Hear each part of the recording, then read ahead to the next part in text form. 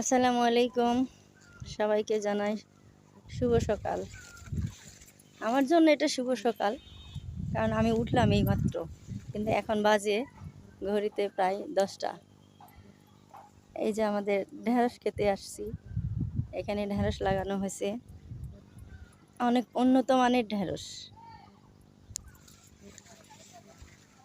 প্রতিদিন বিক্রি হয়, 10 কেজি 15 কেজি করে বিক্রি করে হয়।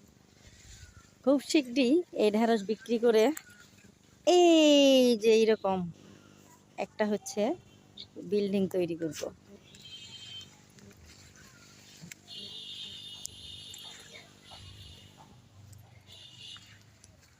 দেখেন কত সুন্দর, অনেক বড় জায়গা নিয়ে ঢেঁড়স। আর ফুলগুলো দেখছেন কত সুন্দর সুন্দর ফুল ফুটে আছে ঢেঁড়সের।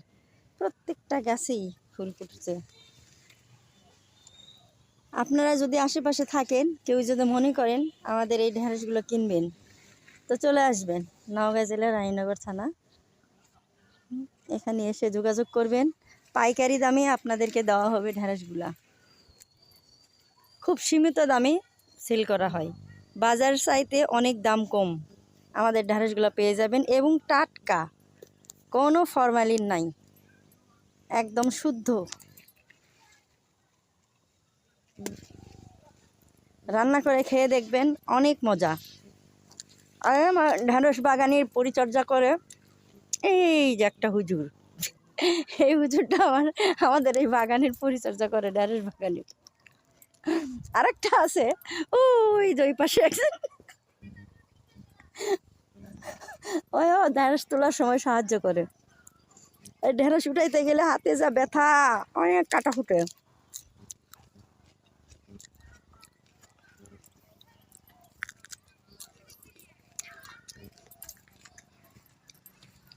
এই পাশ দিয়ে বেগুনের গাছ ছিল, অনেক বেগুন বিক্রি করা হয়েছে।